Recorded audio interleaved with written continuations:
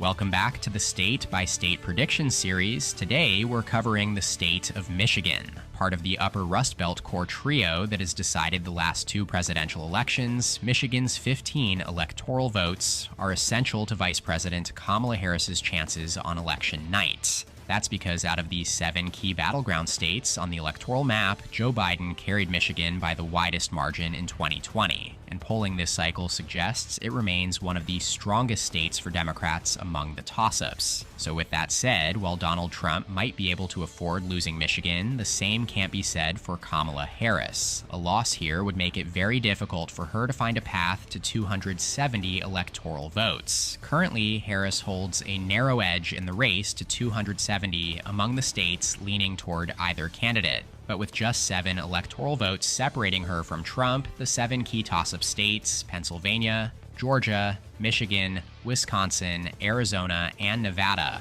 will be crucial in determining who wins the presidency this November.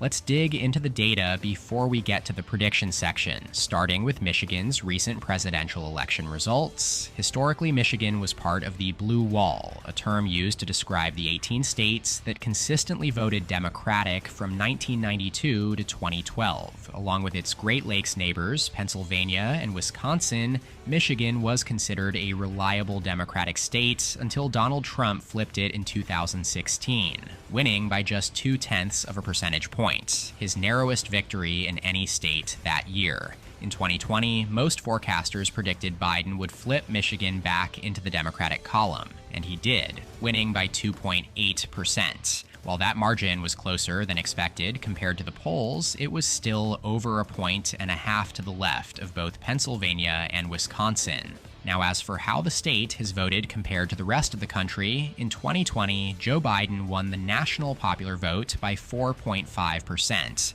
but only carried Michigan by 2.8%, meaning the state voted 1.7 points to the right of the nation. This was nearly identical to 2016, where Hillary Clinton won the popular vote by 2.1%, but Trump carried Michigan by 0.2%, giving the state a lean of R plus 2.3. However, back in 2012, Obama's strength in Michigan was clear. He won the national popular vote by 4 points, but carried Michigan by 9.5 points, resulting in a D plus 5.6 lean at that time. According to the Cook Political Reports Partisan Voting Index, PVI, Michigan is now rated as R plus 1, meaning it's expected to vote 1 point more Republican than the nation as a whole based on the results of the previous 2 presidential elections. To give a clearer comparison, if the national popular vote were tied, Michigan would be expected to vote Republican by 1 point. Now, taking a look at Michigan's trend compared to the nation since 2016,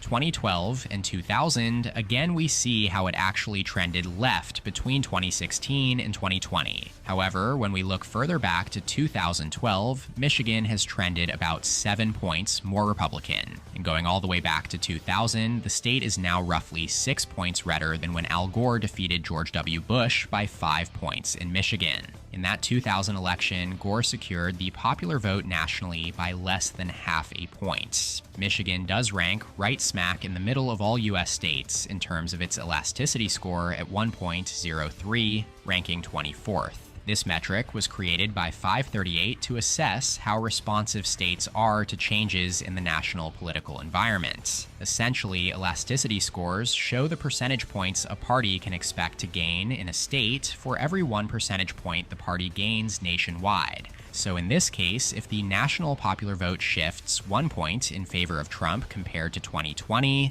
then Michigan would be expected to shift 1.03 in favor of Trump. Or, in other words, Michigan is not expected to swing more than the average state from election to election.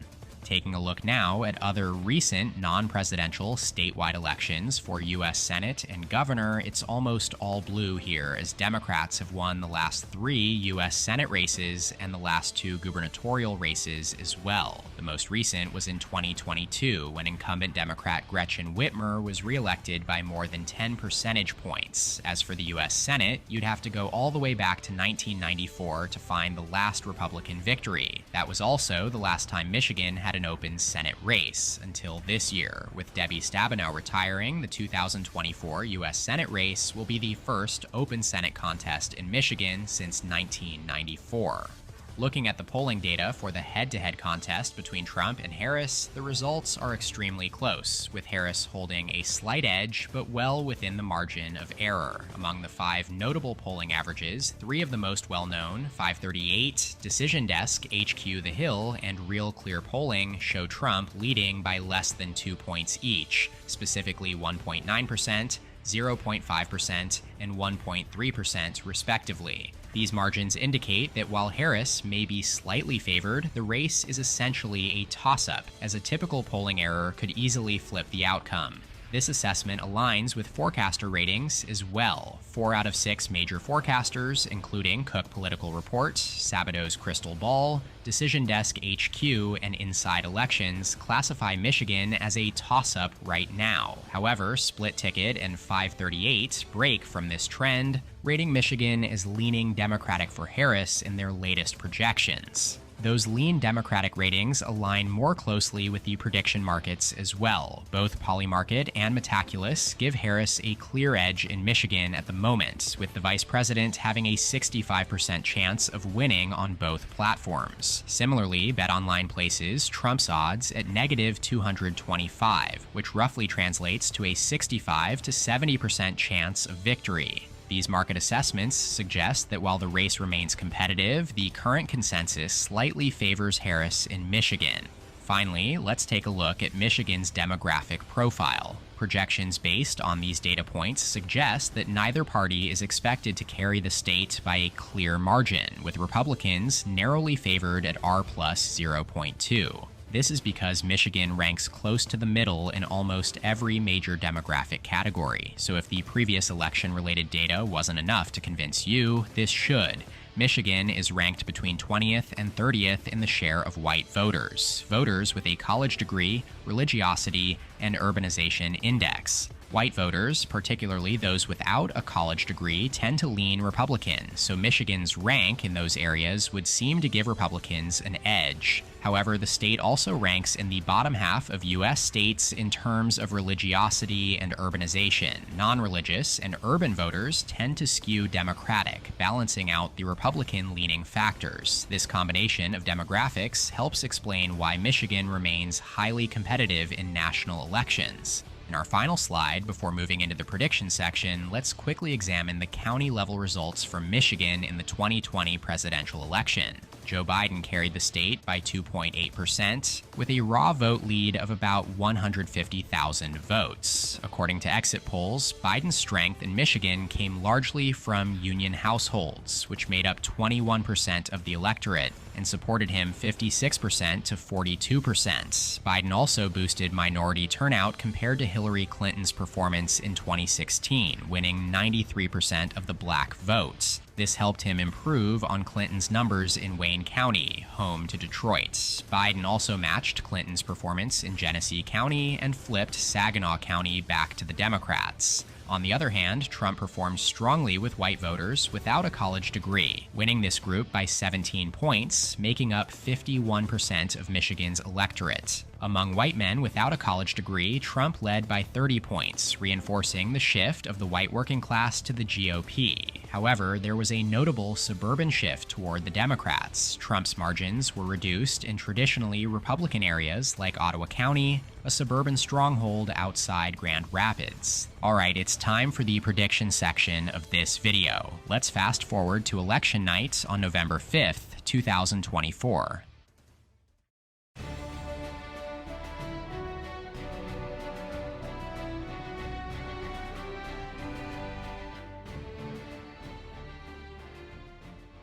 The polls are just about to close at 8 p.m. Eastern Time in Michigan, with the exception of a few easternmost counties in the Upper Peninsula. As the polls close, the first results from this key battleground are expected to start rolling in right now.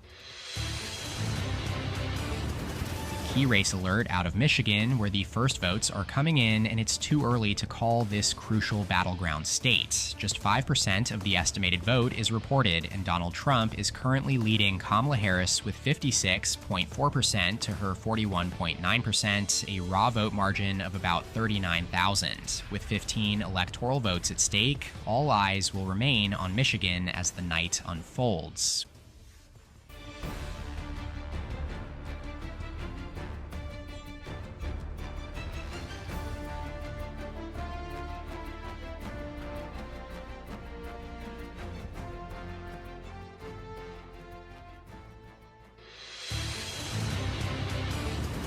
We have another key race alert in Michigan with 12% of the estimated vote now reporting, and Donald Trump has expanded his early lead over Kamala Harris. Trump currently holds 58% of the vote, compared to Harris's 40.5%, giving him a raw vote margin of over 113,000 votes. This early lead is expected as more Republican-leaning Election Day votes are typically counted first, with the more Democratic-leaning mail-in and absentee ballots likely to come in later and narrow the gap.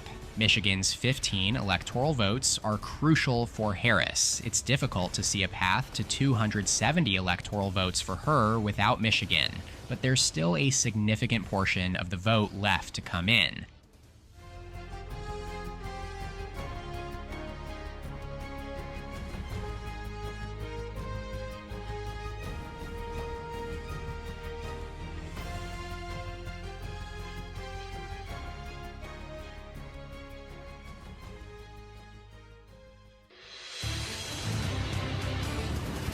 Take a look at this, our first look at the county map here in Michigan, where we have new numbers with 35% of the estimated vote reporting. Donald Trump continues to hold a lead over Kamala Harris, although that gap has shrunk considerably here over the last 15 minutes. Trump is currently ahead with 52.5% of the vote to Harris's 45.8%, a raw vote margin of just over 125,000 votes. As we look at the map, it's clear that Trump's strength is coming from the more rural counties, which are showing solid Republican margins. Harris, meanwhile, is performing better in the urban and suburban areas, but many of these counties, particularly in southeast Michigan, still have a lot of votes left to report. At this point in the night, we're seeing the typical dynamic we've expected. Republican-leaning Election Day votes have been counted faster, while more Democratic-leaning absentee and early votes are expected to come in later.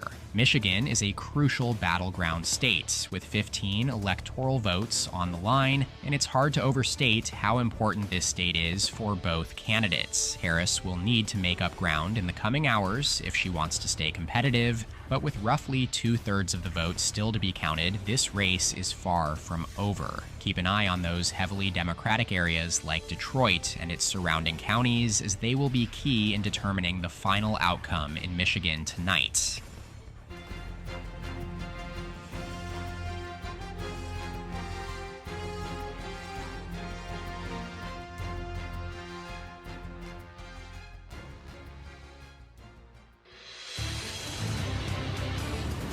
Key race alert out of Michigan, where we now have 60% of the estimated vote reporting, and Donald Trump continues to hold a lead over Kamala Harris. Trump has 50.0% of the vote, compared to Harris's 48.1%. That's a raw vote margin of about 61,000 votes, with Trump at 1,616,854 votes and Harris at 1,555,414. For now, Trump's lead is holding steady, but Harris will be looking to close that gap as more votes come in from key Democratic strongholds like Wayne County, home to Detroit, where there's still a lot of vote left to count. Stay tuned, there's still plenty of votes to come in Michigan.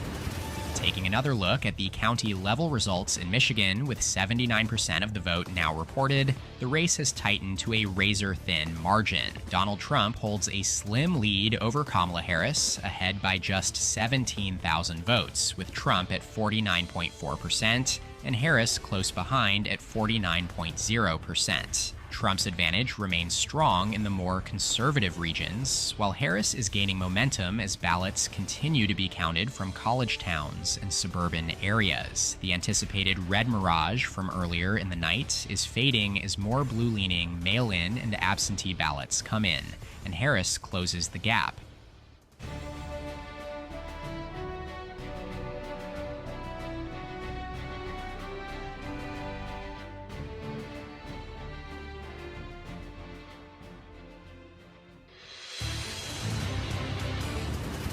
Key race alert out of Michigan, and Kamala Harris has now taken the lead with 92% of the vote in. Harris holds 49.3% of the vote to Donald Trump's 48.9%, a raw vote margin of just under 20,000. With 15 electoral votes on the line, Harris has surged ahead in the final stages, but this remains an incredibly close race. As the last 8% of the vote comes in, this battle for Michigan is still too close to call.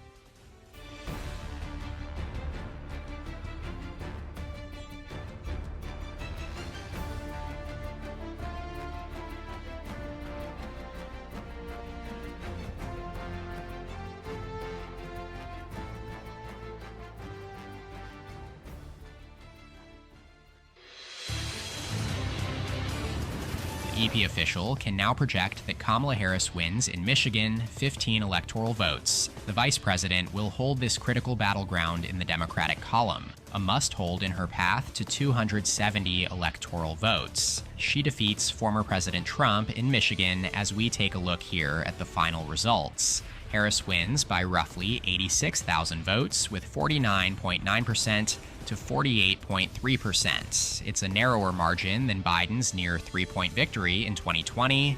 Less than 2 points are separating the two candidates here, 1.6% to be exact, another extraordinarily close result in Michigan. And with this projection, Harris takes the lead in the race to 270 electoral votes now with 241. She's 29 shy of the magic number, with her most efficient path to 270 from here on out coming via holds in the other two core Rust Belt trio states, Michigan and Pennsylvania. Those two would get her to exactly 270. Meanwhile, Trump's most efficient path remains holding North Carolina while flipping Pennsylvania and Georgia. That's all for this edition of the State by State series. You can feel free to comment your thoughts and feelings in the comment section below. I appreciate all positive or negative comments. Shout out to my channel members in the description below. Make sure to subscribe to my channel down below, and please leave a like on the video if you enjoyed it. You can check out more content from my channel here, and as always, thank you so much for watching. I'll see you next time. EP out.